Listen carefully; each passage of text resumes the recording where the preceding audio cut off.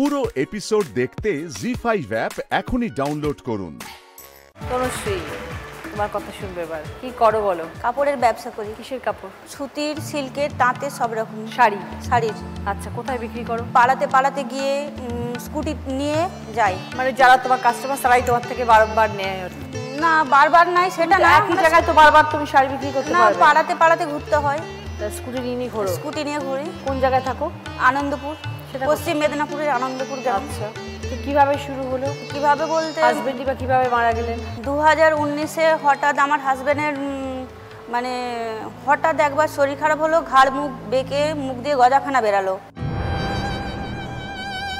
তো আমরা হসপিটালে ভর্তি করলাম। হসপিটালে ভর্তি করতে বললো নার্ভের সমস্যা, মানে শারীরিক যে তার ক্ষমতাটা, সেই ক্ষমতাতে সে কাজ করতে পারতো না সেরকম। এবার আমাদের ডেকোরেটরের ব্যবসা ছিল, ডেকোরেটরের ব্যবসাটা বন্ধ হয়ে যায়, মানে কাজ করতে পারতো না। এরকম ভাবতে কি করা যায়, এরকম করতে বসে থেকে সংসার চলবে না। হঠাৎ একদিন বুদ্ধি হলো যে বাড়িতে বসেও কাপড়ের ব্যবসাটা করা যায়, কারণ অনেকে করে বাড়িতে বসে। গ্রুপ থেকে 1000 টাকা ধার নিয়ে আমি কাপড়ের ব্যবসা। কি গ্রুপ বলতে ওই দল হয়, দলের মানে 10 জন মিলে দল হয়, সেই দল থেকে মানে টাকা জমা দিয়ে হয়, সেইখান থেকে আমি 1000 টাকা ধার নিয়েছিলাম। আচ্ছা, প্রথমে ব্লাউজ এনেছিলাম। ব্লাউজ আনার পর আস্তে আস্তে দেখলাম যে ব্লাউজগুলো বিক্রি হলো, সেই থেকে আবার মানে আস্তে করে এই করে ব্লাউজ করতে গেলে ওই আনন্দপুরেই আমাদের পাশে আর মানে যারা বেশি দোকান আছে, বড় দোকান, তাদের কাছ থেকেই নিয়ে এসেছিলাম। কিন্তু পরে আস্তে যখন ব্যবসাটা বাড়লো, কলকাতা থেকে মাল নিয়ে আসা হয় বা অঙ্কুরহাট থেকে মাল নিয়ে আসা হয়। আগে হাজবেন্ড যেত, এখন আমাকে একাই যেতে হয়। হাজবেন্ড 5 মাস হলো মারা গেছে।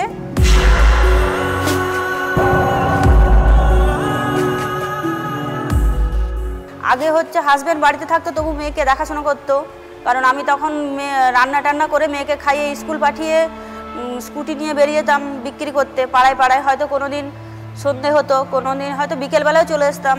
তো কত দূর যাও শাড়ি নিয়ে? অনেক দূর যাওয়া হয়, প্রায় 90 কিলোমিটার, কোনোদিন 100 কিলোমিটারও হয়ে যায়।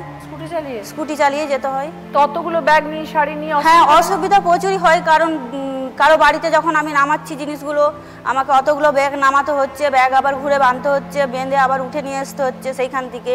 কেউ হয়তো কিনছে, কেউ হয়তো কিনছে না। হ্যাঁ, কিন্তু কেউ দেখতে পছন্দ করে, এরকম তো হচ্ছেই। কিন্তু কিছু তো করার নেই, করতে হবে, মেয়েকে মানুষ করতে হবে, কারণ মেয়ে আছে, মেয়ের জন্য তো অনেক কষ্ট করতে হয়। হ্যাঁ, প্রচুরই কষ্ট করতে হয়। হ্যাঁ, রোজই বেরোই। সকালে কখন বেরো? রান্না করে খাইয়ে মেয়েকে স্কুলে ছেড়ে দিয়ে বেরিয়ে যায়। তবে স্কুল থেকে আনে কে?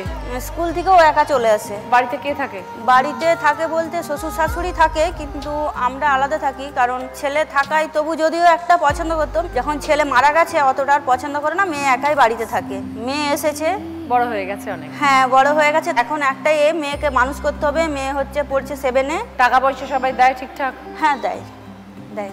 সবকিছু হারিয়ে যাওয়ার পরেও এইভাবে জীবনে ঘুরে দাঁড়ানো যায়। তোমার মতো দিদিদের থেকেই আমাদের শিক্ষণীয়। হার মানব না, কাজে এগিয়ে যেতে হবে। ঠিক আছে তনুশ্রী, ভালো থেকো, সাবধানে থাকবে, মেয়েকে ভালো করে মানুষ করবে। জি5 ডাউনলোড করুন আর সব এপিসোড দেখুন একদম ফ্রি।